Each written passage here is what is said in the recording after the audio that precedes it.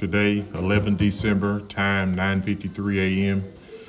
As you can see, the ongoing issue with this water that is flowing, which travels through the buffer zone separating Scout and Ashley Oaks via Stanley Martin community, Ashley Oaks, in which the water travels from that excessively onto this drain.